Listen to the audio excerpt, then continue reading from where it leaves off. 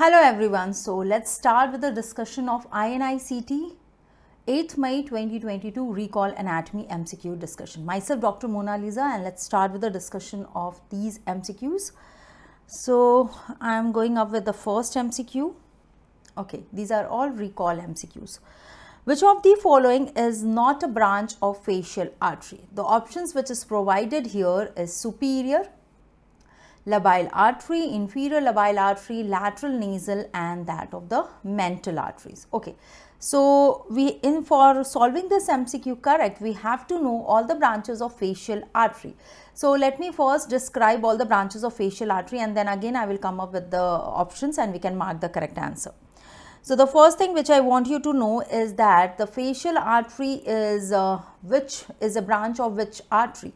So the answer is this, that the facial artery, if I talk about the facial artery, this is the branch, this is the anterior or the ventral branch of the external carotid artery. So here we can see here, this is ECA, and in this diagram we can see various branches of ECA. So here we can clearly see this is the ECA, that is external carotid artery.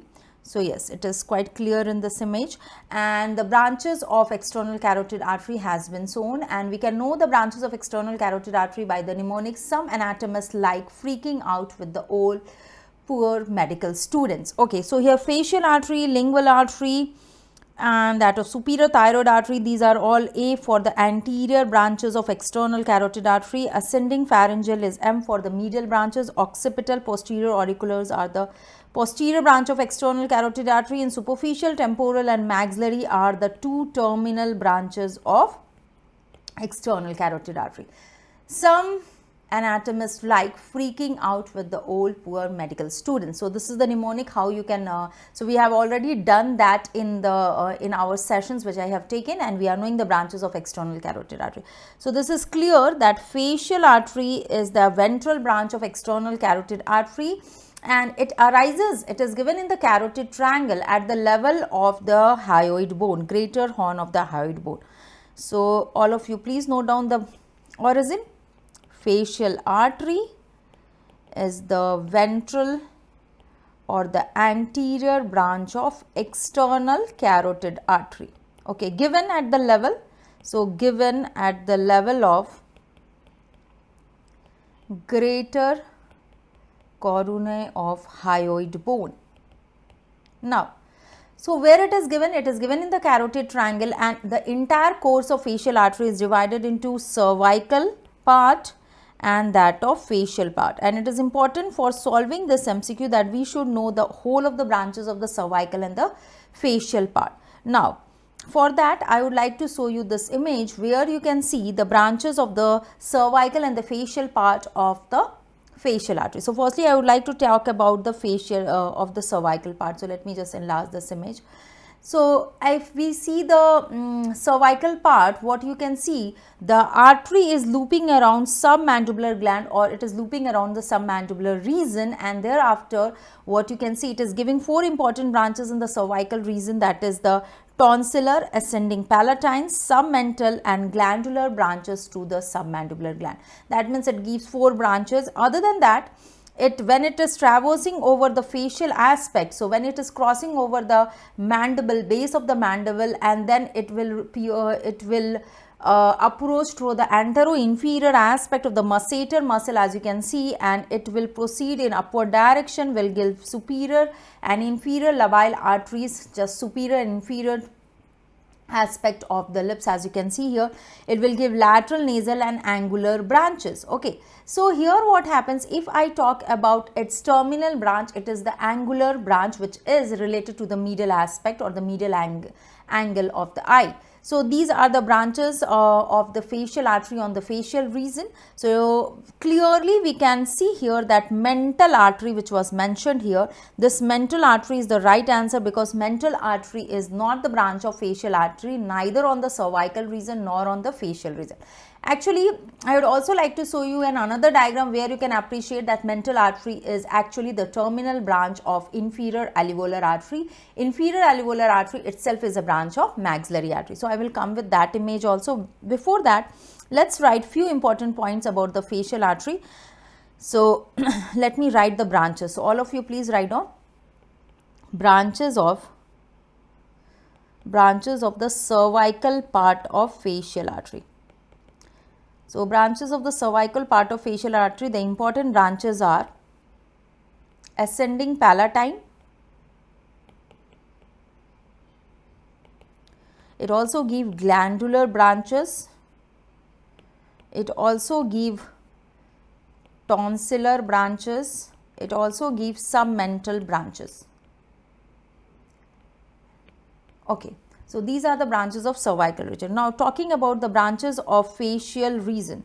So branches of facial artery in the facial region, in the facial part. The branches are, it gives superior labile artery which supplies the superior lip. It gives inferior labile artery. It gives lateral nasal artery, and the lateral nasal artery is given towards the dorsum of the nose or the ala of the nose, and at the medial angle of the eye, at approaching to the medial angle of the eye, it is giving another branch that is called as the angular branch, and it is anastomosing with the dorsal nasal branch of ophthalmic artery. So that means angular artery or the angular artery branch of the facial artery is the terminal branch. So let me show you the image where you can appreciate the angular branch or the terminal branch of facial artery anastomosing with the dorsal nasal branch of ophthalmic artery. So for that I would like to show you another diagram. Let me slightly enlarge it. So when I am enlarging it, you can clearly appreciate that this is the angular artery, and we know that angular artery. So I am just highlighting this angular artery. So yes. Okay. So what if I enlarge this, you can see angular artery here is anastomosing with the another branch, that is dorsal nasal artery. So clearly you can see here also the dorsal nasal artery, and this is the site of anastomosis which is happening between the dorsal nasal artery branch of ophthalmic artery. Ophthalmic artery is the branch of internal carotid artery, and angular artery is the branch of terminal branch of facial artery, and we know that facial artery itself is a branch of external carotid artery. That means angular artery and dorsal nasal artery is the site for the anastomosing between the internal and external carotid artery, because ophthalmic artery is a branch of internal carotid artery and facial artery is a branch of external carotid artery. So on the medial angle of the eye, this anastomosis occurs, and this is the anastomosis between the branch of external carotid artery and that of internal carotid artery, between angular artery and dorsal nasal artery. So done with this, and we already have mentioned mental artery as the right answer. Why? Because mental artery is the terminal branch of inferior alveolar artery. So for that also I would like to show you this image. The first thing is that to know that inferior alveolar artery is a branch of which artery.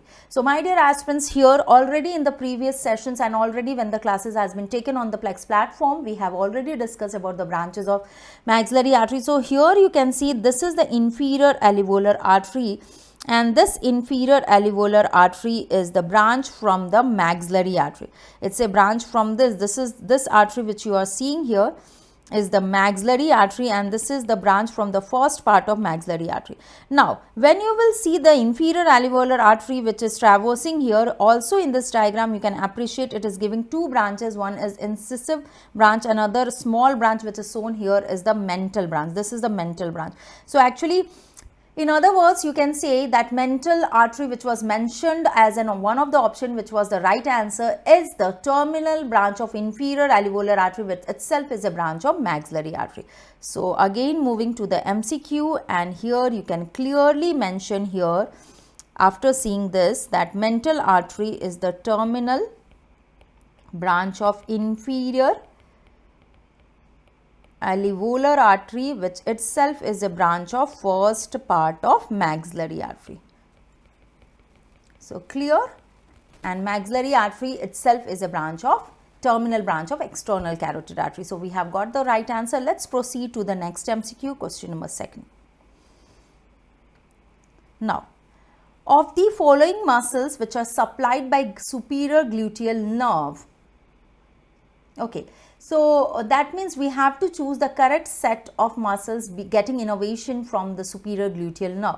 So we have got options: A as gluteus medius, B as gluteus minimus, C as piriformis, and D as tensor fascia lata. So we have to choose the right combination of the muscle, which is the right answer. So the first thing is that for this MCQ also we have to just know what is the origin of superior gluteal nerve and which all muscles are getting innervation from superior gluteal nerve. So my dear aspirants, superior gluteal nerve, when we are talking about superior gluteal nerve, the superior gluteal nerve originates from as a branch of sacral plex. It's a branch from sacral plex, and the root value is, it arises from the posterior division of L4, L5 and S1. So the root value of superior gluteal nerve is L4, L5 and S1. It leaves the pelvis passing through the greater sciatic foramen. And what is the level? It is passing above the piriformis muscle.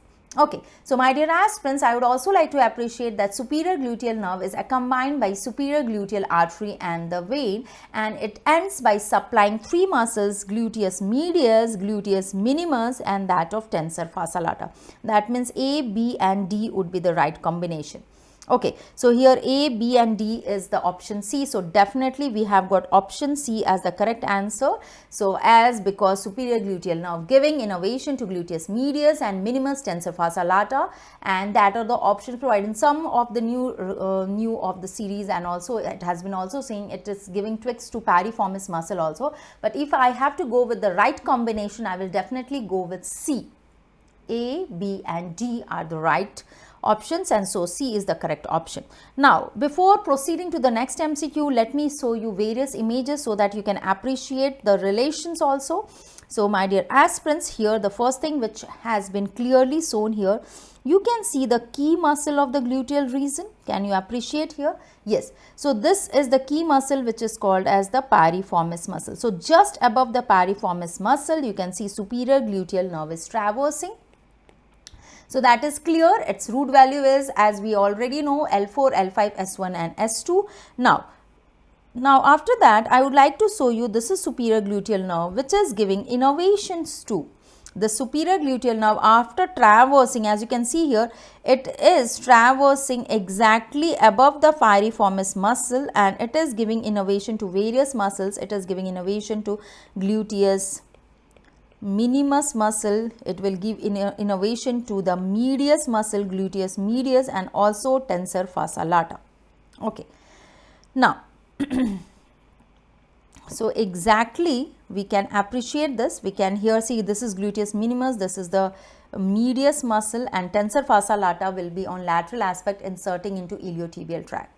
So definitely the correct answer will be the option C. Now what about this piriformis muscle? This is the wrong option. So I just want to tell that why this is wrong. Piriformis is the muscle which is getting innervation from nerve to piriformis. What is the root value of the nerve which is giving innervation to piriformis? Piriformis is getting innervation from nerve to piriformis, and we know that nerve to piriformis has the root value L5, S1 and S2.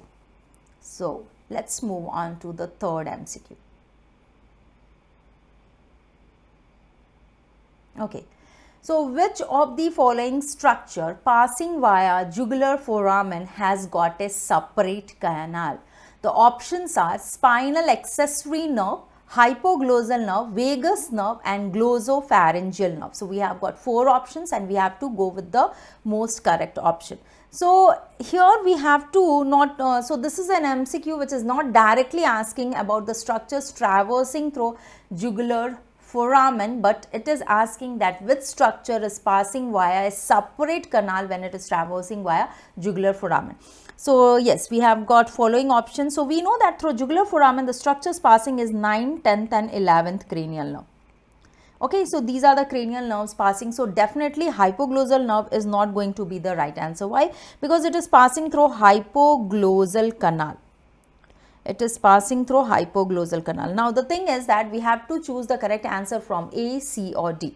So my dear aspirants, the correct answer is D. Actually, I would like to show you an image where you can see the glossopharyngeal nerve is actually having a dural sheath separate as that of the vagus and the accessory nerve. Okay, so definitely we will have, we know that through the middle part of the jugular foramen we have got 9th, 10th and 11th cranial nerve traversing, and here the different canal which is occupied in the jugular foramen is by the glossopharyngeal nerve. So I would like to show you the image for it. Firstly, let's see the foramens here. Important, actually this is an image in which various important foramina has been shown, and you can revise important nerves traversing through, because the ultimate thing is not only we have to discuss INI-CET exam, but also we have to get well versed with the upcoming session of exam, that is NEET-PG 2022. So this is important that all these images and the MCQs which has been come for INI-CET should be discussed in detail. So if I talk about the scribriform plate, the nerve traversing is olfactory nerve. If I talk about the optic canal, two important structures traverses, optic nerve and the ophthalmic artery. Superior orbital fissure, we have got the oculomotor trochlear abducent nerve and also the ophthalmic division of trigeminal nerve. Through foramen rotundum, maxillary nerve, through foramen ovale mandibular nerve, and internal acoustic meatus, 7th and 8th nerve, and through jugular. This was exactly asked, and now we can absolutely clearly appreciate it's vagus nerve, it's the accessory nerve and glossopharyngeal nerve. And 12th cranial nerve is traversing from the hypoglossal canal. So only it is the wrong option. Now, I would also like to show you this image where you can appreciate, this is a schematic diagram to make you understand the structures traversing through the jugular foramen. So when I enlarge this image, you can see through the, it is divided in three compartments, the superior, middle and the inferior. So through the middle part, you can see here the 9th, 10th and 11th cranial nerve along with meningeal branch of ascending pharyngeal artery is traversing. Also through the upper aspect, you can see here inferior petrosal nerve and also junction of sigmoid sinus and the internal jugular vein has been shown, and emissary veins and meningeal branch of occipital artery is traversing. So by seeing this image, you can see exactly the middle compartment or the part of jugular foramen is having 9th, 10th and 11th nerve traversing. Now, I would also like to appreciate the same thing with the help of another image where you can see, if you will clearly appreciate in this diagram, what you can appreciate that a different there is a dural sheath for glossopharyngeal nerve which is not having the covering for, which is not covering, this dural sheath is not covering the vagus and accessory nerve. But when you see the vagus and accessory nerve, it is having a covering of the sheath which is similar for the vagus and accessory. That means the dural sheath is separate for the 9th cranial nerve and it is separately traversing in the jugular foramen other than that of the vagus and accessory. Now, my dear aspirants, for better explanation, let's see this image. So when you will see this image, you can clearly see here that when it is traversing, when these three nerves are traversing through the middle part of the jugular foramen, you can appreciate the 9th cranial nerve is passing separate canal. It is passing through the separate canal. In comparison, you can see both 10th and 11th is having a common canal. So we will go with 9th cranial nerve as the right answer. So done with this? Okay, so we have got the right answer, that is D. Let's move on to the next, that is question number 4.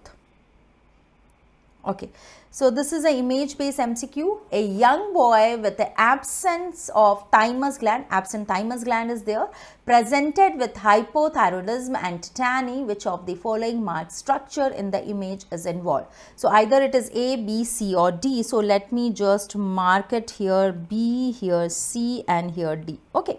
So yes, so we have to choose the most correct answer. The first thing is that here we have to understand what is A, B and C and D. Okay, so here we can see this is a schematic diagram actually which is showing you the pharyngeal pouches and the clinical history which is provided in this image, that is of absence of thymus gland, hypothyroidism, tetany, and all these are giving us the hint that this is the clinical sign and symptoms associated with DiGeorge syndrome. Now, in the case of DiGeorge syndrome, the infant is having absence of thymus gland and also parathyroid gland.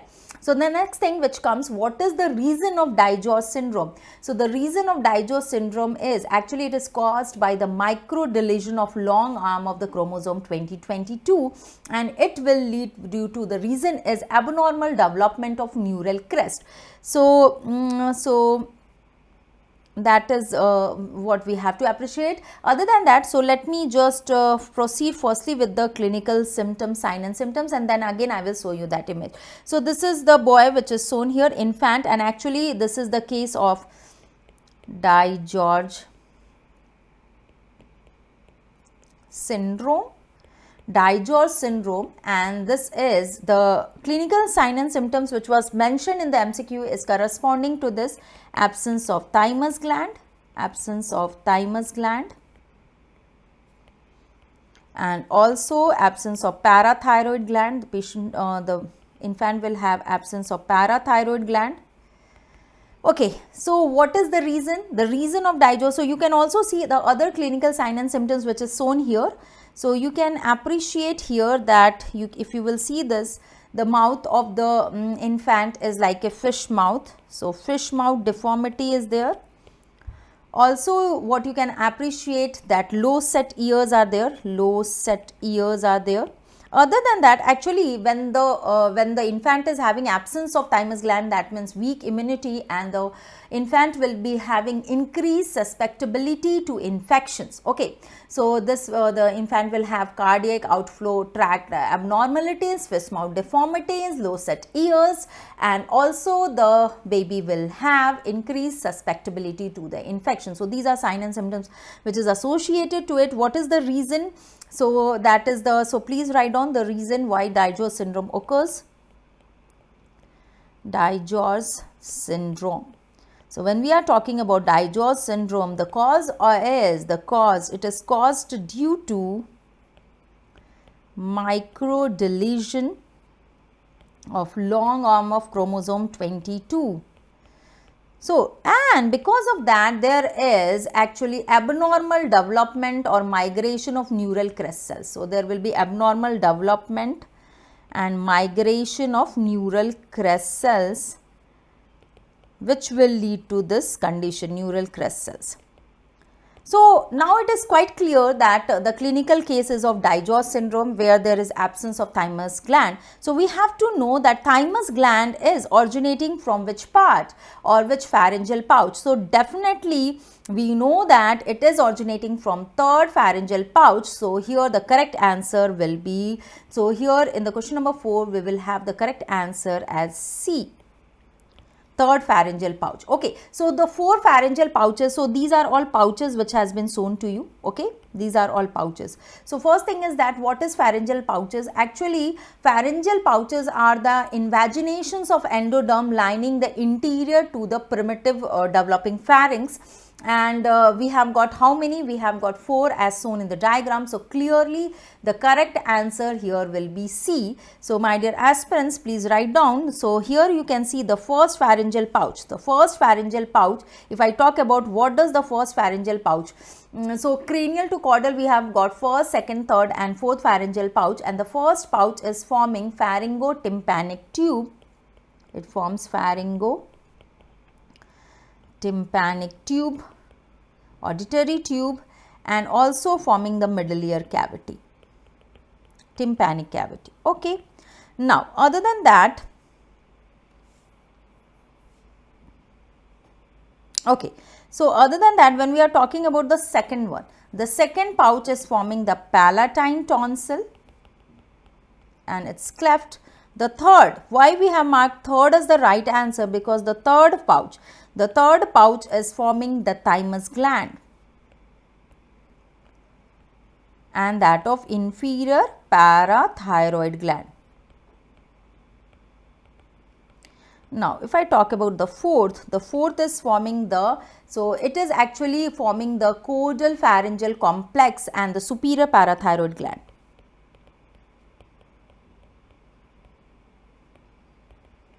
So that is the reason we will mark C as the right answer and third pharyngeal pouch as the right answer. So on the other side you can see, if you will see, not focus onto the yellow line, but now you can focus onto the blue line. What is that? Actually they are the clefts, pharyngeal clefts. So on the other side you can see pharyngeal cleft, which is also called as pharyngeal grooves. We have got first, second, third and fourth. So what you can see, only the first pharyngeal groove is here present. So why? Because this other one is obliterated, second, third and fourth pharyngeal grooves are obliterated, and that will form the cervical sinus. You can see here that was obliterated and leads to the formation of cervical sinus. So pharyngeal groove are invaginations of the surface overlying by the ectoderm between the pharyngeal arches. If I talk about the first pharyngeal cleft, it is forming the external auditory meatus. What it is forming? It is forming the external auditory meatus. So that is shown here, and definitely we have got the right answer. So let's move on to the next one.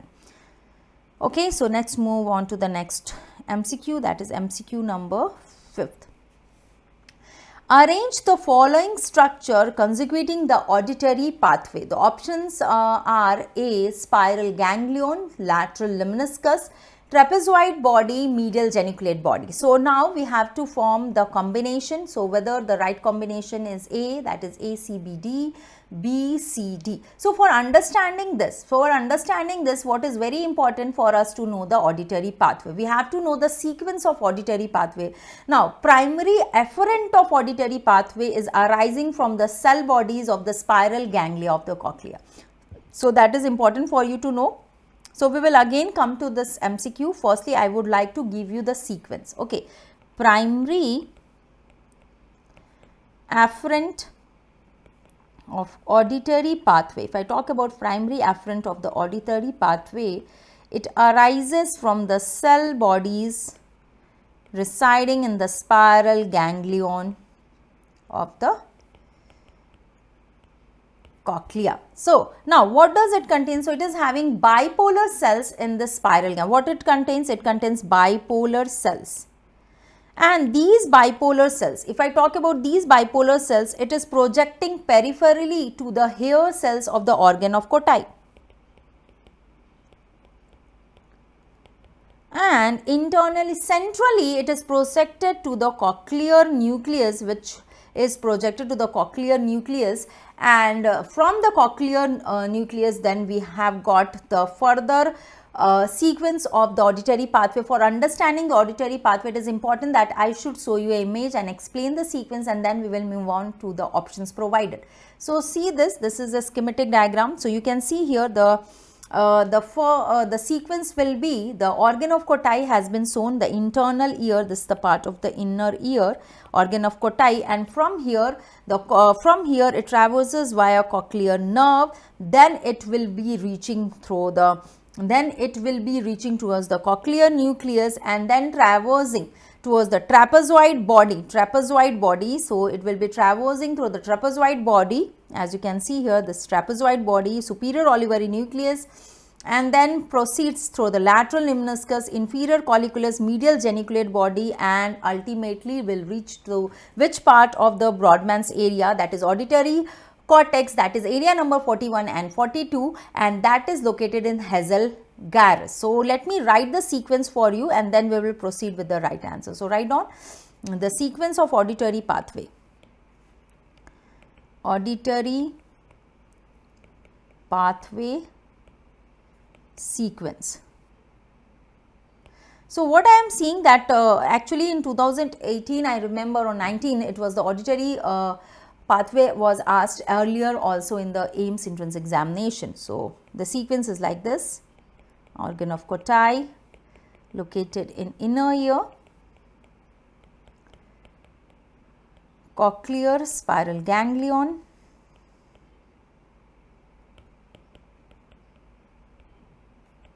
nerves, cochlear nuclei, traverses to trapezoid body,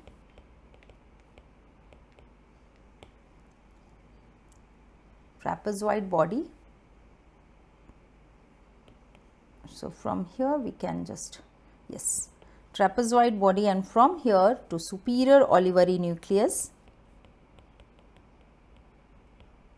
then to lateral lemniscus, inferior coliculus.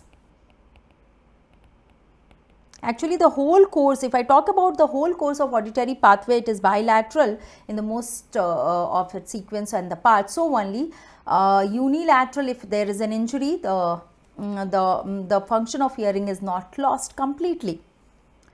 then going towards the medial geniculate body of the thalamus, and ultimately via sublentiform part of the internal capsule, via sublentiform part of, I am writing in short form IC, that is internal capsule, it will reach to auditory cortex. It will reach to auditory cortex. So this is the whole sequence. Okay. So starting from this is the first, second, third, fourth, fifth, sixth, seventh, eighth, and ultimately you can see it is reaching the auditory cortex. And what I told you, auditory cortex, if I talk about the, so we are talking about the whole sequence of auditory pathway, and clearly we can see here that it is reaching the auditory cortex. And it is also important for you to know that where is the auditory cortex located. So it is located in area number 41 and 42, which is called as the Hazel's gyrus.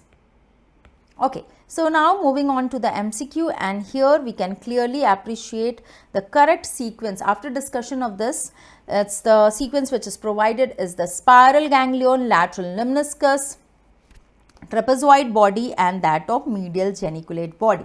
Okay, so yes, so the first sequence, firstly we will have the spiral ganglion, then we will have the trapezoid body, lateral lemniscus, and lastly is the medial geniculate body. So definitely we will have A, C, B and D. So A is the right option. So the correct answer will be A, that is A, C, B and D. So let's move on to the next, that is question number 6. Okay. Action of superior oblique muscle. So we have to know exactly the correct option provided. Action of superior oblique muscle, extraocular muscle action is very important for you to know, and also to know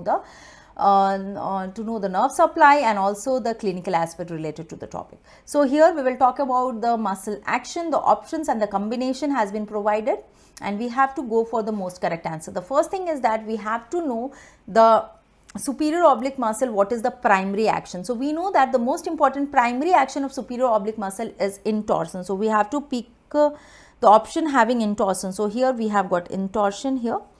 Okay, so all other options is having extorsion, so it becomes easy for us. So the correct answer, and we know that secondary and tertiary action of superior oblique muscle will be depression and abduction. So clearly we have got the right option A. We have got the correct answer A. Okay, so actually if I talk about superior oblique muscle, please write down superior oblique muscle.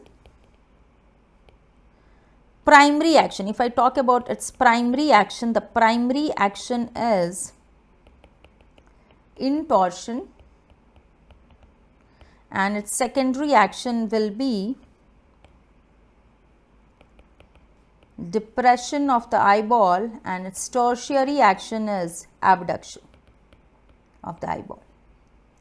So we have got A as the correct answer. Now it's also important for us to know the action of all other muscles, and we know that the actions of the extraocular muscles occurs in 3 planes. Either it will be in transverse plane, antero-posterior plane, or that of vertical plane. So, very nicely we can appreciate the action of medial and lateral rectus muscles. Medial rectus is causing adduction of the eyeball, and lateral rectus is causing abduction. The superior rectus will cause elevation. Inferior rectus will cause depression along with that of adduction. So other actions if I talk about, so yeah, so we can just see this image and we can revise it. Already important actions has been summarized. So here medial rectus, adduction of eyeball, lateral rectus, abduction of eyeball. Now inferior oblique is causing elevation, abduction and extorsion. So primary action of inferior oblique is extorsion, primary action of superior oblique is intorsion, depression and abduction. And the recti muscle, inferior rectus causes depression, adduction, extorsion, and superior rectus causes elevation, adduction and intorsion. So quickly you can revise all the action of all the extraocular muscles. Let's move on to the next MCQ, that is MCQ number 7. Arrange the following structure from anterior to posterior in the root of the lung. Following structure from anterior to posterior in the root of the lung. The option provided is bronchial artery, pulmonary vein and primary bronchus, pulmonary vein, pulmonary artery and bronchial arteries. Pulmonary artery, vein, primary. So please have a look on all the options and we can proceed for the right answer. The first thing is that we have to know in both right and the left lung, the relations of the root structure residing in the hilum of the lung is similar on right and the left side. The mnemonic is VAB. So, the relation of structures from anterior to posterior can be memorized by the mnemonic, that is VAB. Okay, V for pulmonary veins, A for artery and B for bronchus. Okay. Now, here the thing is that also bronchial artery has been mentioned. So, please don't get confused with this. Actually, please note down. So, both bronchial artery and bronchus are the posterior structure. Okay. So, see here. Bronchial artery is the most anterior structure. It can't be the right answer because bronchial artery and bronchus are the posterior structure. Pulmonary artery, no, vein should be anteriorly.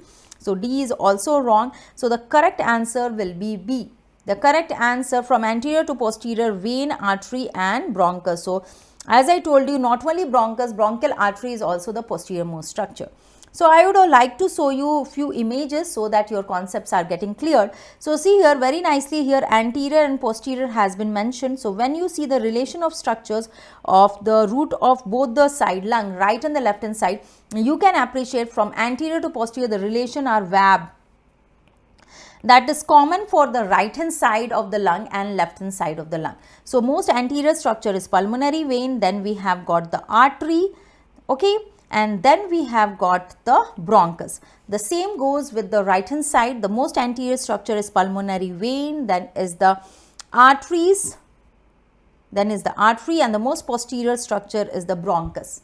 Most posterior structure in both the side, as you can see is the bronchus. So, clear? So, this is clear by seeing this image. Now, on the right hand side we have got IP, so we have got E for IP and H for the hyparterial bronchus. So, only relation of the hilum structures, root structures when we proceed from above to down is different on right hand side and left hand side. So, for that I would like to show you this image. So, in this case you can appreciate that when you will see the relations on the left hand side, the most above structure is pulmonary artery, okay, bronchus, and the most inferior structure is pulmonary vein. Okay, when you see the right hand side, the most above structure will be epiarterial bronchus, then we have got pulmonary artery, then we have got hyparterial bronchus, and inferior structure is the vein, pulmonary vein.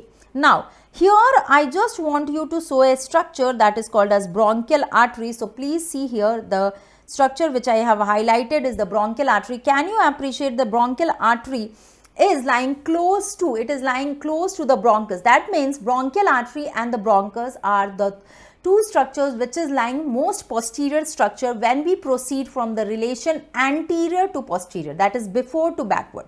So, when we proceed from before to backward, it is not only the bronchus, that is with the VAB relation, but also the bronchial artery which is lying posteriorly. So, the difference of the root structure is different as we move from above to down, but it is same as we move from before to backward. Okay. So, the same thing which you can see here.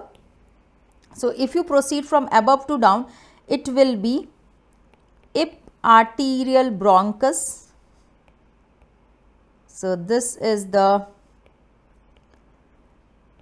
would be the first structure. From above to down, the second structure will be pulmonary artery. The third structure will be H, here H for hyparterial bronchus, and the most inferior structure is inferior pulmonary vein. So, 1, 2, 3 and 4. So, this is from above to down. When you see the relation on the left hand side, the most above structure is the pulmonary artery, then is the bronchus, and the last structure on the inferior structure posteriorly will be, lower down will be the pulmonary vein, inferior pulmonary vein. So, it is quite clear. So, as the relation was not from above to down, the MCQ was asking about the relation from anterior to posterior. So, definitely B is the right answer. So, that is well remembered by the mnemonic VAB.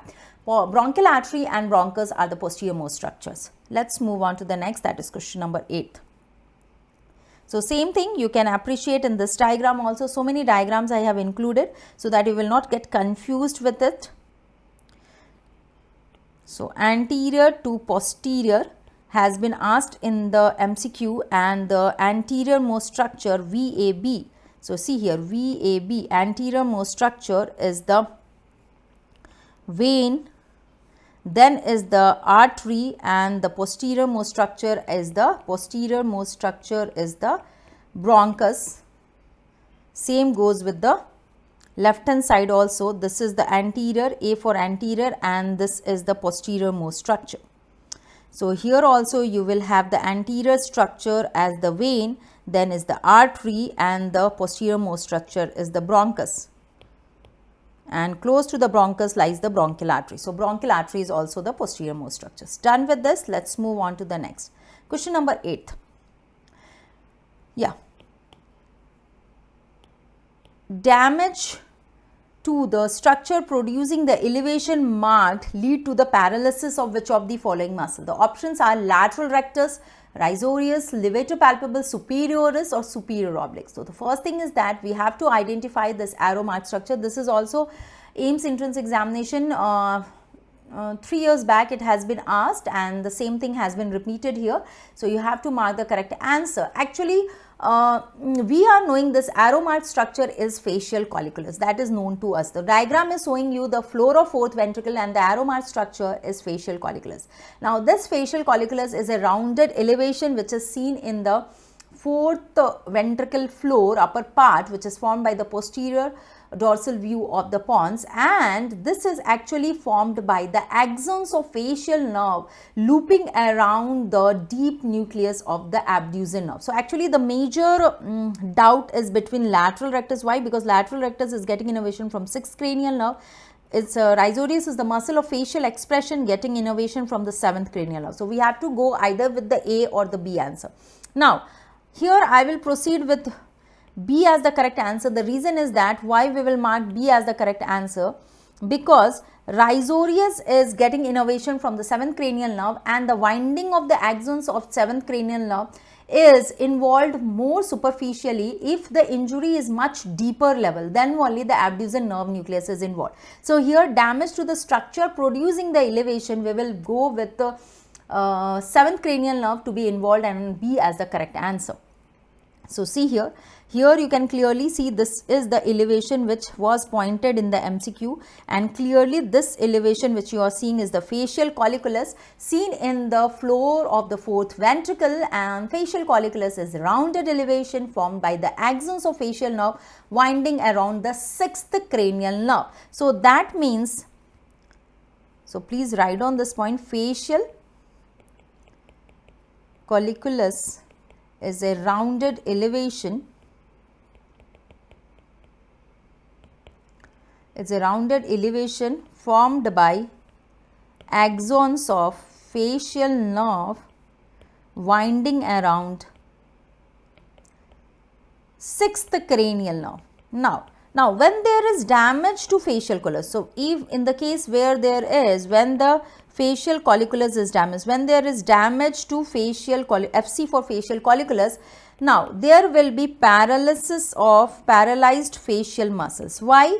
There is more chance that the facial nerve is involved, because the winding axons can be injured very easily as compared to deep lying the abducens nerve nucleus. So when there is a case of facial colliculus syndrome or a deep injury, then the abducens nerve will involve, and then there will be paralysis of lateral rectus muscle. So we will go with risorius as the better answer. Now let's move on to question number 9. Which of the following foramen is bounded by 3 bones? The options are whether it is foramen magnum, whether it is foramen lacerum, whether it is jugular foramen or foramen spinosum. So 4 options are there, and we have to see that where these foramens are located and what are the boundaries and which bones are forming the boundaries for these foramen. So that is definitely will help us to mark the correct answer. So let's proceed with that. That is question number 9.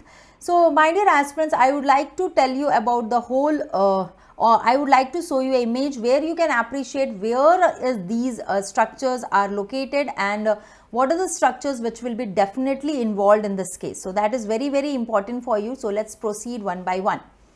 So let me show you firstly what is the correct answer, and then we will proceed. So here let me just, yes, I want you to show foramen lacerum, and when I enlarge the this foramen lacerum, so this is exactly foramen, irregular foramen lacerum, which is shown, and its boundaries. If I talk about the boundaries, so the MCQ is telling that the foramen should have 3 boundaries.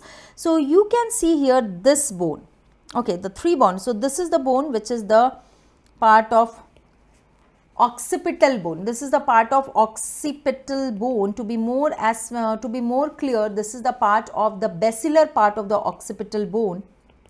So this is one bone, and here this is the petrous part of the temporal bone. This is the petrous part of temporal bone.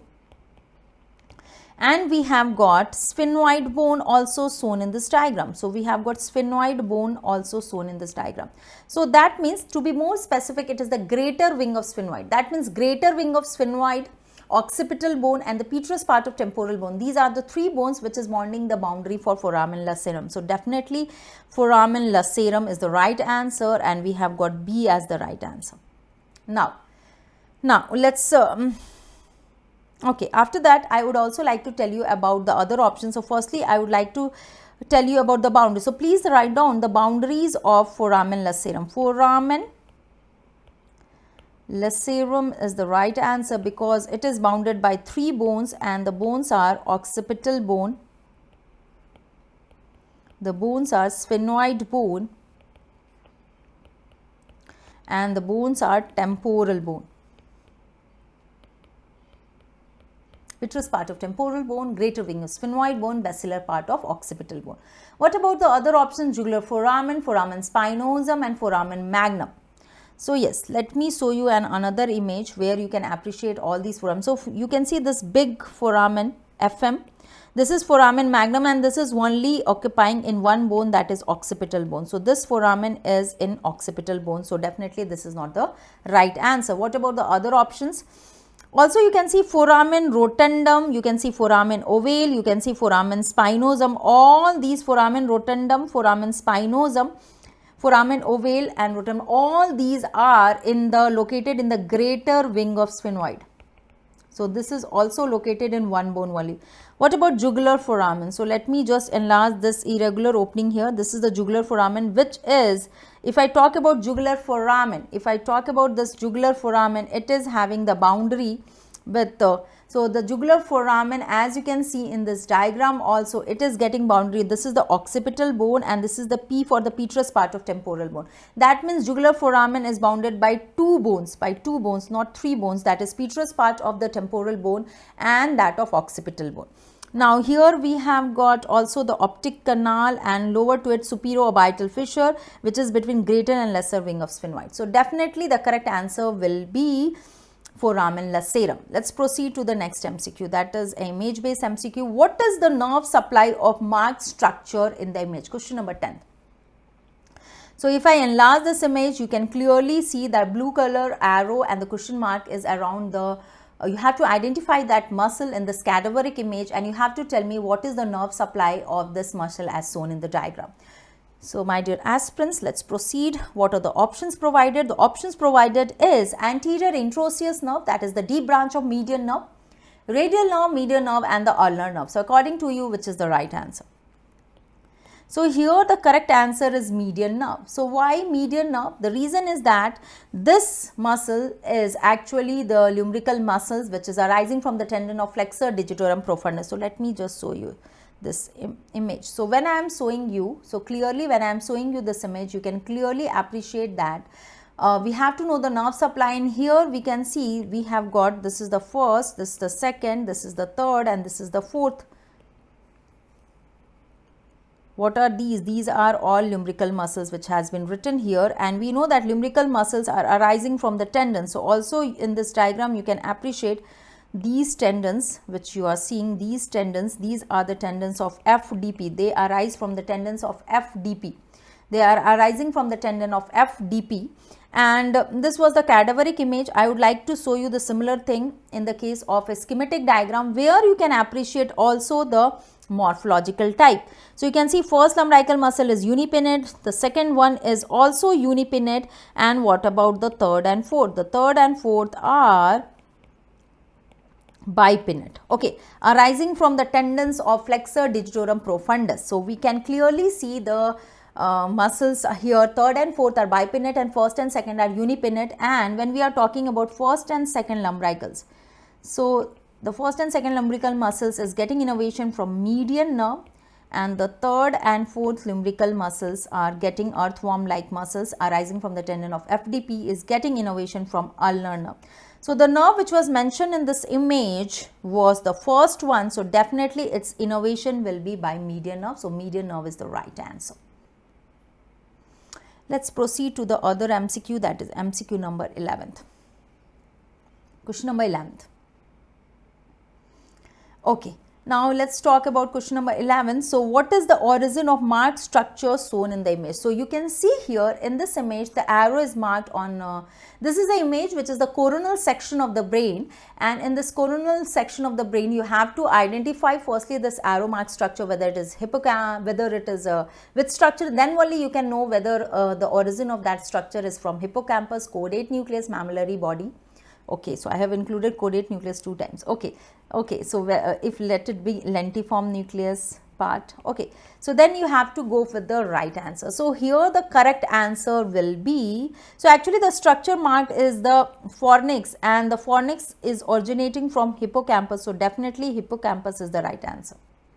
So if I talk about fornix, it's a large bundle of projection fiber. Which type of fibers are it? We know that there is 3 kinds of fibers: association, projection and commensural fibers. If you remember question 2020 questions of the INI-CET, there was another MCQ from the fornix part only, where they were asking that fornix constitute projection fibers, association fibers, commensural fibers, or all of it. The answer was, actually we know that it's a large bundle of projection fibers. So major part of the fornix is the projection fibers also, but it is also a part of association and commensural fibers. I will explain that also.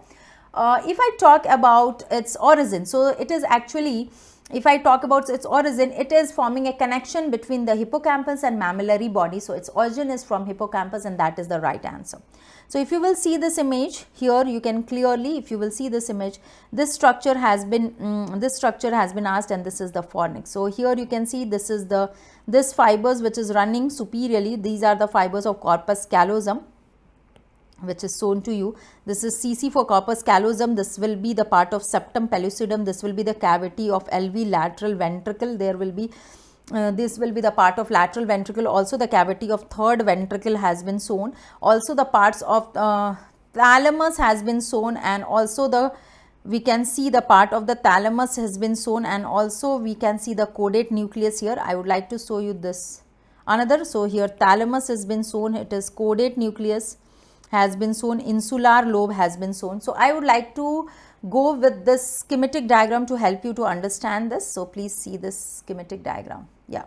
So this is a coronal section in which corpus callosum fibers has been shown very nicely. Body of corpus callosum. Okay, this was asked, that is the body of fornix. What was asked in the image? What was asked in the image was the body of fornix. So definitely this is the body of fornix which is shown here. This structure which you are seeing is the septum pellucidum. You can see caudate nucleus. This is the caudate nucleus. Here you can see the part of the thalamus. Cavity of diencephalon is the third ventricle. So also you can see the cavity of the third ventricle here. So this is the third ventricle which has been shown. Cavity of the third ventricle has been shown. You can also see the part of the lentiform nucleus, the putamen, the globus pallidus and all, and you can see in between the fibers which is traversing is the projection fibers, internal capsule.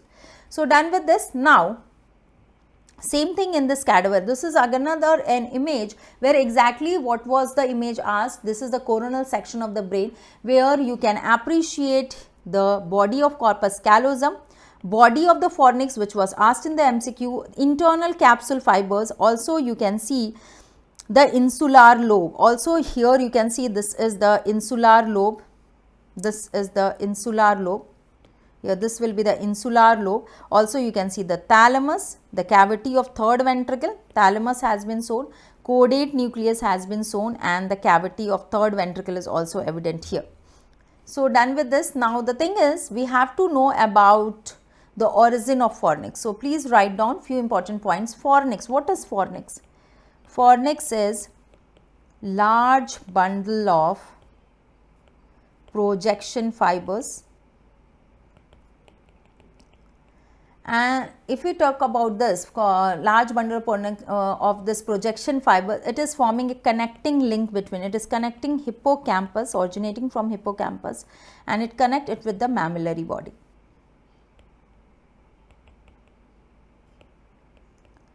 Actually, when I talk about the, when I am talking about the fornix, it is the sole efferent system of the hippocampus.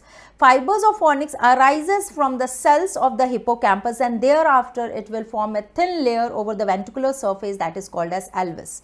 So, see here. Okay, so thereafter, as I told you, it forms the alveus, and alveus will collect onto the medial margin of the hippocampus, forming a narrow strip of fibers called as fimbriae. So, you can see here you can see this diagram, and you can appreciate here that this is forming the fimbriae. Okay. So, this is the, firstly the alveus is formed in relation to the ventricular wall, then the fimbriae is formed, and if I talk about the fimbriae, they become rounded structures, they become thickened and rounded, forming the crudas of the fornix. Thereafter, the crudas of the fornix will arc upward medially, forming to be lying exactly under the corpus callosum, and thereafter it will lead to the formation of body of fornix, which was shown, and you can see they are diverging as the column of fornix. Okay. In relation to anterior commissure, they are called as pre and post commissural fibers, and ultimately where they are are entering into the mammillary body. So, what would be the origin? The origin will be from the hippocampus. So, you can see one more image here. Clearly in this image you can appreciate it arises from the hippocampus, forms a white arced fibers over the ventricular wall as the alveus, then it forms fimbriae, then it is forming the column of fornix, then it is from the cruda of the fornix. Here I want you to appreciate these fibers. Can you see the two crudas of the fornix are interconnected by a fibers which is called as exactly the hippocampal commissure. That means that if I talk about hippocampal commissure, this is the part of the fornix which is commissural type of fibers. Then it is also forming the column of the fornix. Okay. So, and it is ending where? It is ending at the mammillary body. So, this is all. Now, this was the another point which was asked in the previous year, that is 2020 INI-CET examination. So, please note down that fornix is just not a type of projection fibers, but it is also. So, if I talk about the fornix, most fornix are of projection fibers which is connecting the hippocampus to that of the mammillary body. So, yes, that is absolutely correct, but we know that the fibers which is connecting the area of same cerebral hemisphere, they are not they are not interconnecting the two parts of the different part of the brain. It is lying in one side only. So, it means that kind of fibers are called as association fibers. So, what happens? Some of the fibers of fornix,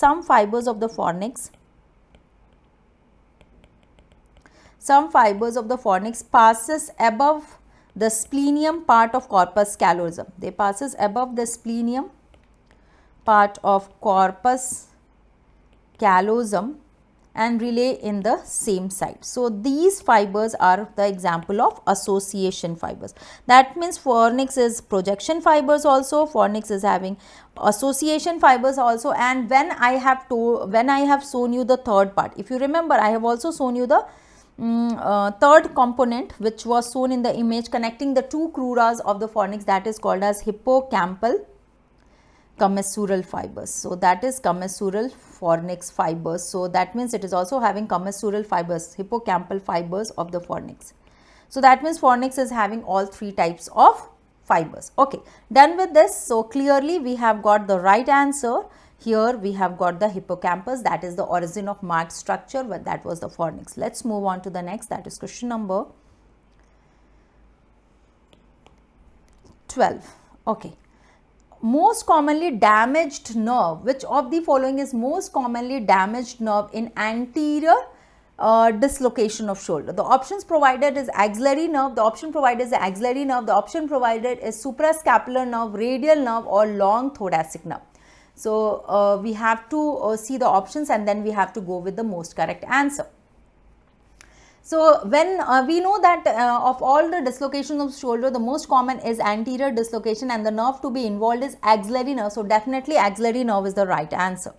So that is the correct answer. Okay. So actually, if 90% of the cases, so here in this image, what this image is showing you the anterior dislocation of the shoulder. This is a case of anterior dislocation of shoulder joint or glenohumeral joint.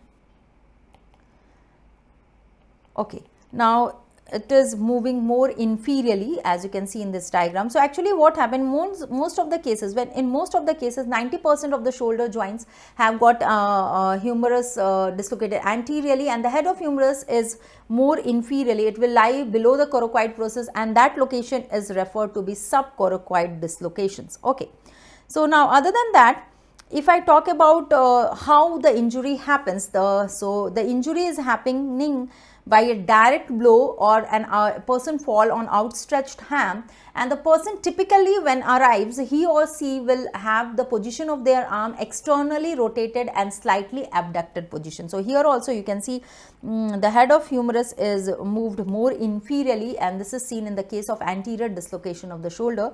And the person typically when arrives to the OPD, he or she will arrive with externally rotated and slightly abducted position of the in the case of anterior dislocation. Now, other than that, I would also like to tell few points about anterior dislocation of the shoulder joint, which is categorized as Hill-Sachs or Bankart lesion. Okay, so I will come to this image. Before that, you have to understand what is Hill-Sachs and Bankart lesion. When I am talking about Hill-Sachs lesion, it's just the impaction of the head of humerus, which is shown in the image, and you can see the glenoid rim is affected in the case of dislocation.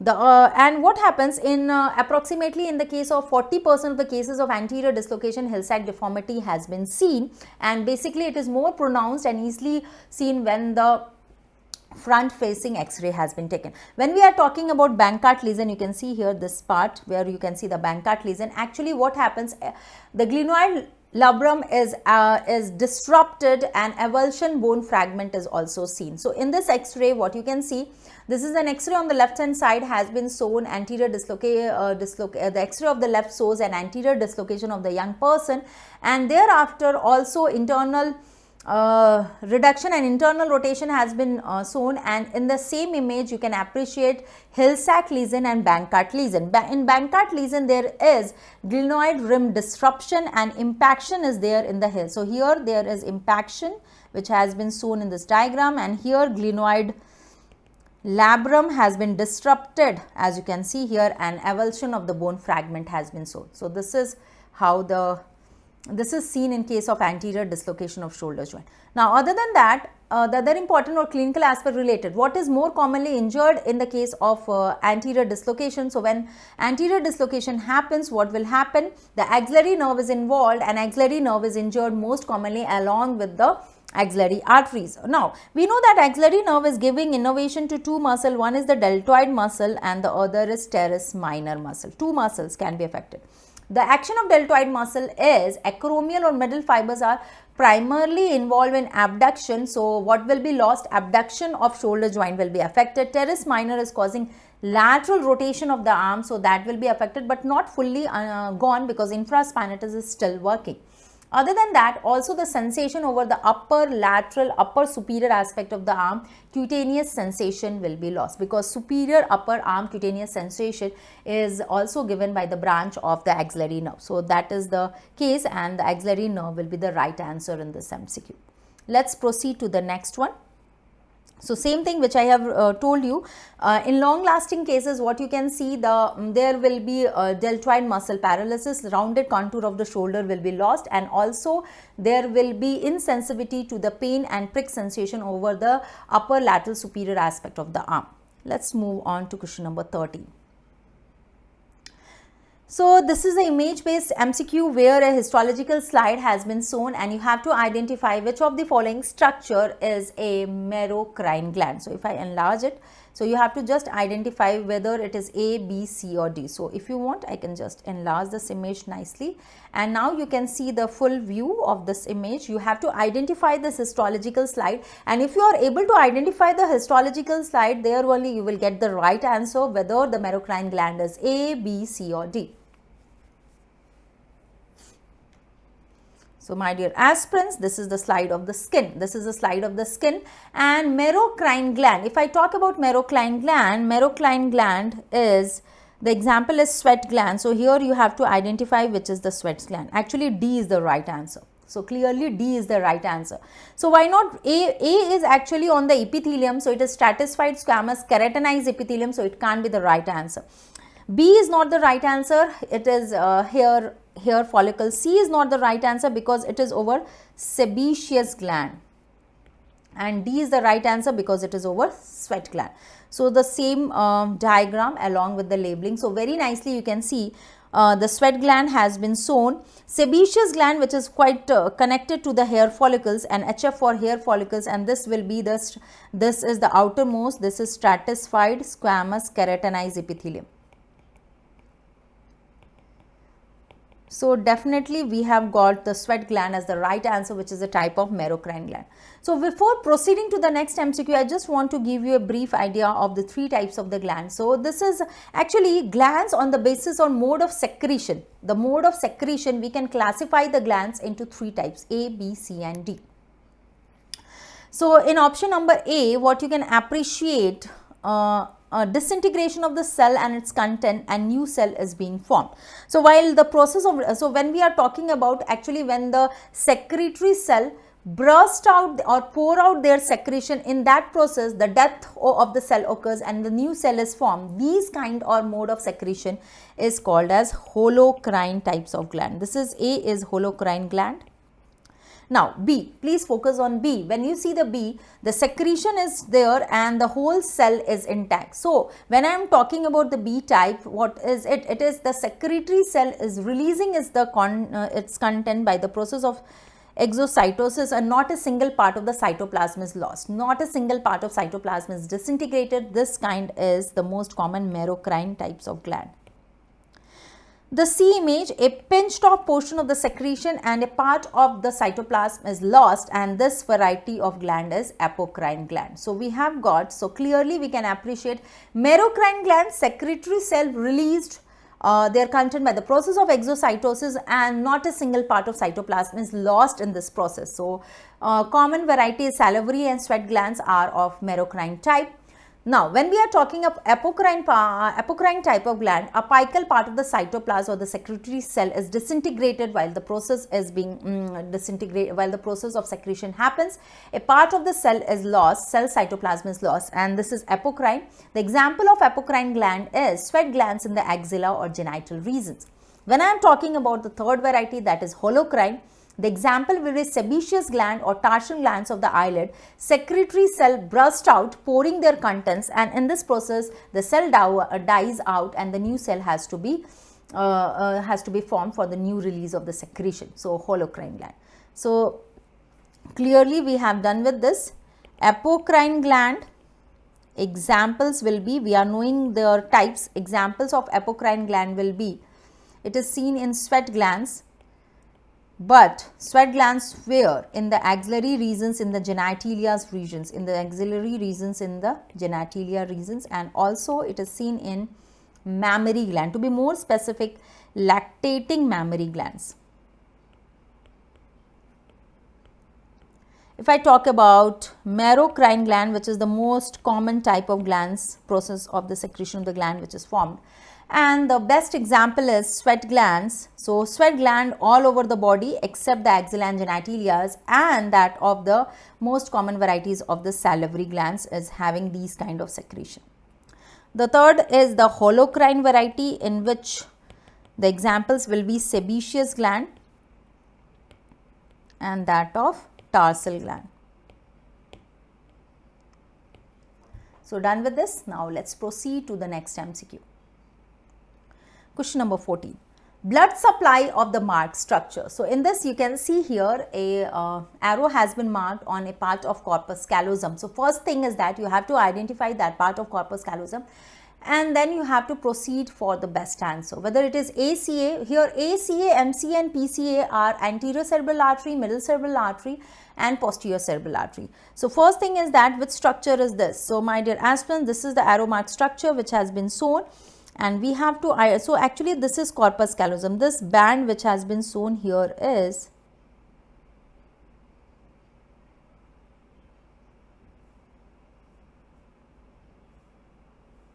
Okay, so this is the corpus callosum, and we have to understand the parts of corpus callosum here. So here this is a rostrum part of the corpus callosum. From anterior to posterior, the corpus callosum can be divided into rostrum. This will be the genu part of corpus callosum. This is whole, the body or the trunk of corpus callosum, and the posterior part is splenium of corpus callosum. It will be splenium part of the corpus callosum. It is splenium part of the corpus callosum. So done. So clearly in this we have the arrow is over the genu part of corpus callosum, and we have to know the blood supply. So here we are knowing this is G, this is R, this is body or the trunk, and this is S for splenium, and this is the corpus callosum. So that means we have the idea of the blood supply of corpus callosum. So I would like to give you the whole of the blood supply detail about corpus callosum, and then we can proceed for the right answer. The approximate length is 10 centimeters of corpus callosum. It is the biggest commissural fibers connecting the cerebral cortex of the right and the left side of the cerebral hemisphere. Now, please have a look on this diagram. When I am showing you this diagram, you can clearly see here we can see ACA and PCA. Okay. So if I talk about the blood supply of corpus callosum, basically if you will see the medial surface, actually whole of the surfaces of the brain is having the blood supply from the branches of ACA, anterior, middle and posterior cerebral artery. Basically close to the corpus callosum, if you will see in this image, the major chunk of the blood supply is received by the branches of anterior cerebral artery. So you can see actually the callosal, the pericallosal branches of the anterior cerebral artery is the major source of blood supply. So here as the arrow was over the genu part, so if I have to summarize the whole blood supply, corpus callosum is a richly blood supplied structure, and it is getting its blood supply from the pericallosal branches. So that is two pericallosal branches are there, one on anterior and another on the posterior aspect. So here you can see PCA is also giving callosal branches to S splenium part, and callosal branches of mainly anterior cerebral artery is giving blood supply to genu, also the trunk, and here R for the rostrum. So pericallosal, anterior pericallosal artery branch of anterior cerebral artery and posterior pericallosal artery branch of the posterior cerebral artery is the major source of blood supply for the corpus callosum.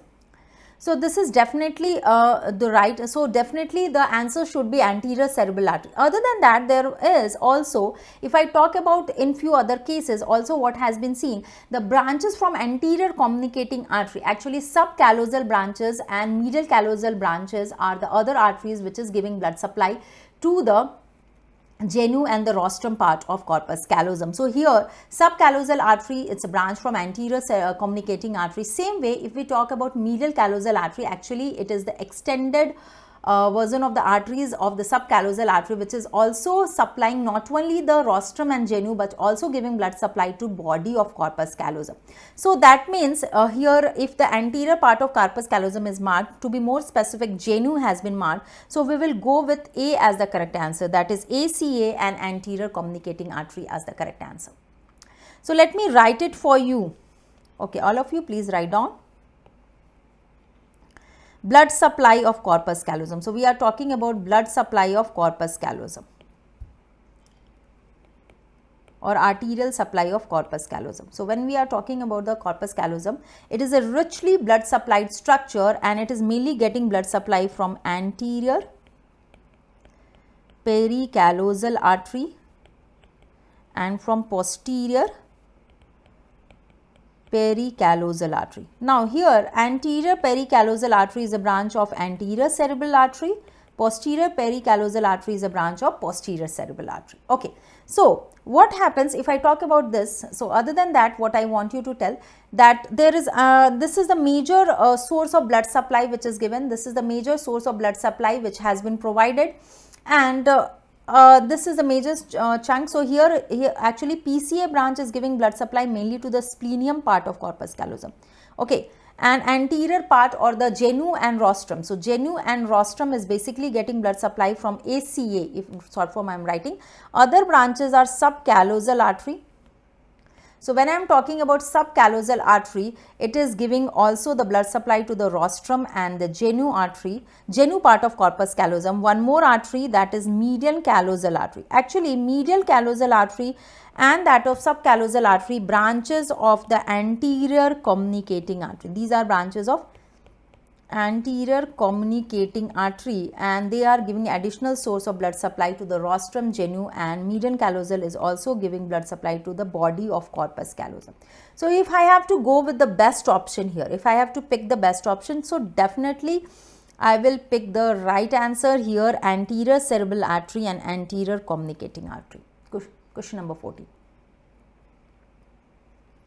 Now let's proceed for question number 15.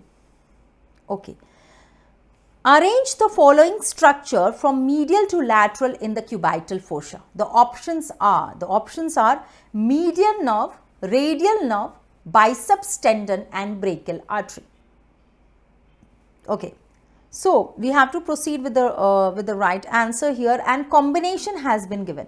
So for understanding this correct answer, we have to know the structure residing in the cubital fossa. What I am seeing, the questions of INI-CET, if I compare from the previous year, cubital fossa is a definite question. For cadaveric image they choose always. Fornix repeated. Also the fornix is repeated. The relation of this important this corpus callosum is also their favorite question, and also they have asked cubital region cadaveric image so many times. Also they have asked previous year's question about the lumbrical muscle. So many points has been repeated, and I think if I have to categorize the questions of anatomy as difficult, moderate or easy, I will go with moderate level of MCQ has been asked in INI-CET examination. So yes, here first thing is that we know that cubital fossa, okay, few students were telling now that in place of biceps tendon they have mentioned bicipital aponeurosis. So we know that generally the bicipital aponeurosis is an extension of the biceps tendon medially, but it arises from the tendon, so definitely the relation will be same only. So from medial to lateral, if I talk about the structures residing in cubital fossa, medial to lateral, the relations can be memorized by the mnemonic MBBR. Okay. Here M stands for median nerve, another B for brachial artery, another B for biceps tendon, and the lateral most structure as the radial nerve. So this is exactly the structures related as we proceed from medial to lateral. So that means we have to proceed with the right answer, MBBR. So yes, A median nerve, then we have got brachial artery, then biceps tendon, and then, so definitely we will go with A option or A combination as the correct answer. So firstly I would like to show you a cadaveric image for this, and then I will proceed with a schematic diagram to make you understand the relations of structures in the cubital fossa. So here if you will see this diagram, so medial epicondyle has been mentioned, lateral epicondyle has been mentioned, so that is clear which is the medial and which is the lateral part in this image. Other than that, if I want to highlight, I firstly want to highlight this with a blue color. These are the roof structures, and clearly you can appreciate here. Let me just highlight it. Okay, so here you can appreciate in this diagram. So this is median cubital vein, this is basilic vein on the medial side, there is CV for the cephalic vein. So this is cephalic vein on the lateral side, basilic vein on the medial side, and the connecting vein between the basilic vein and that of cephalic vein, that is mentioned by MCV, that is median cubital vein. That is median cubital vein. So don't confuse with this. These are the roof structure. Now we will proceed with the content. Other than that, you can also see brachioradialis has been shown and pronator teres has been shown. So this pronator teres is forming the medial boundary and brachioradialis is forming the lateral boundary for the cubital fossa, and the brachioradialis running over the pronator teres. The junction is the apex, and the imaginary line passing horizontally passing through the medial and lateral epicondyle. If you connect this is the base. Now proceeding to the content. So now we will proceed to the content. So if we talk about the content, okay, now let's proceed to the content. So here if we proceed from medial to lateral, the medial most structure is, if we proceed from medial to lateral, the medial most structure is the nerve. So this is the nerve. This is the median nerve. Then we have got the artery. So this is the brachial artery, which is also dividing into ulnar and radial arteries in this image at the level of the neck of radius. Then we have got the biceps tendon, and the lateral most structure is not shown, but here the lateral most structure will be the radial nerve. So, see here the structures is median nerve, then is BA for brachial artery, then is the biceps tendon. Also you can proceed, and then is the radial nerve, and you can see on the medial side we have got ulnar artery, and onto the radial side or lateral side we have got RA for radial artery. So, in this cadaveric image we can see all the important structures labeled and marked, and we can see the relation of structure as we proceed from medial to lateral. Now, I would like to show you a schematic diagram where you can clearly understand the structures. Brachioradialis forming the lateral boundary, pronator teres forming the medial boundary, and the structures related from medial to the medialmost structures will be, the medialmost structure is median nerve, then we have got the brachial artery, then we have got the biceps brachii muscle tendon, and then we have got again the radial nerve as the lateral most structure. So, MBBR. So, what is the mnemonic? The mnemonic is MBBR as you proceed from medial to lateral, when you proceed from medial to lateral. Yes. So, done with this. Many of the books has mentioned MBBS also, as S is standing for superficial branch of the radial nerve. So, this is exactly the relation of structures which has been shown here. Let's proceed to the next MCQ. Okay, this is a very direct MCQ which has been asked. Normal volume of prostate gland is option A 10 to 20 ml, 30 to 40 ml, 20 to 30 ml, or none of the above. Normal volume of prostate gland. So, if I have to go with the, average capacity, average volume of prostate gland is 25 ml, to 20 to 30 ml will be the range. So, definitely C is the right answer. So, definitely C will be the right answer. Prostate gland, as we know, it's a wedge-shaped structure, which is this is the wedge-shaped structure as shown in the diagram, and which is lying just above the urogenital diaphragm, and it is actually surrounding the area of prostatic urethra. And if I talk about the dimension of prostate gland, it is having a dimension. What is the weight? So, the approximate weight is corresponding to 20 to 30 grams. Other than that, if I talk about the dimension, it is corresponding to 3, 4 and 2, that is the length, that is the width, 4 is the width, and 3 centimeters will be the length, and 2 centimeters is approximate thickness. Now, other than that, 70%, if I talk about the prostate gland, 70% of the prostate gland is made of glandular tissues, and 30% of the prostate gland, if I talk about the 30% of the prostate gland, it is fibromuscular. That means the structure which is more made of the glandular tissue is better site for the prostatic cancer formation. So, posterior lobe or the peripheral zone, if I talk about posterior lobe of peripheral zone, that is the most common site where the cancers or prostatic cancers is formed. So, yes, done with this. I hope this discussion of MCQs is useful for you. And again, before ending, I would also like to thank you for, and do like this session, and do complete all the revision of the important anatomy recollected MCQs of the INI-CET 2022 MAY session which I have collected, and I want everyone to go through it. It will be highly beneficial not only for your INI-CET exam which has been done, but also it is important that you should be appearing, most of you will be definitely appearing for NEET-PG 2022 examination. So, go for it. These are very important topic, may be repeated in the upcoming session of the exam of NEET-PG 2022. All the best, and let's meet in the upcoming session with more of the series of which will be very and highly helpful for you. So, yes, all the best, and put your 100% for the upcoming session. Thank you so much.